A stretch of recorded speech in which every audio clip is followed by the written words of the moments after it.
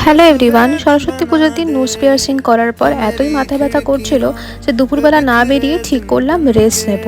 তারপরে রেডি হয়ে নিলাম। ফেসটাতে আজ কোনোরকম মেকআপ করিনি, মানে করতে পারিনি আর কি। তারপর কোনোরকম সেজে গুজে চলে গেলাম দেশি লেন তপসিয়াতে। আর আজ ওয়েদারটা এতটাই ভালো ছিল তাই ভাবলাম রুফটপেই বসা যাক। আর আজ তো এথনিক ডে, তাই সবাইকেই দেখছি শাড়ি আর কুর্তাতেই সেজেছে। স্টার্টারে অর্ডার করলাম প্রন ফিঙ্গার আর সাথে ড্রাই চিলি চিকেন।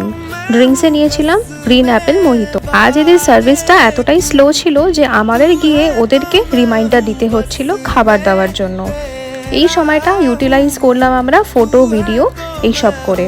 স্টার্টারগুলো ঠিকঠাক থাকলেও মেন কোর্সটা আজ একদমই ভালো লাগেনি। যদিও আমার এই ডেসিলেনের অ্যাম্বিয়েন্সটা বেশ ভালো লাগে, তাই এখানেই আজ চুজ করেছিলাম বন্ধুবান্ধবদের সাথে সময়টা কাটানোর জন্য। সরস্বতী পুজোটা তোমাদের কেমন কাটলো নিচে কমেন্টে জানিও। আর ভিডিওটা ভালো লাগলে like, share and subscribe to my channel.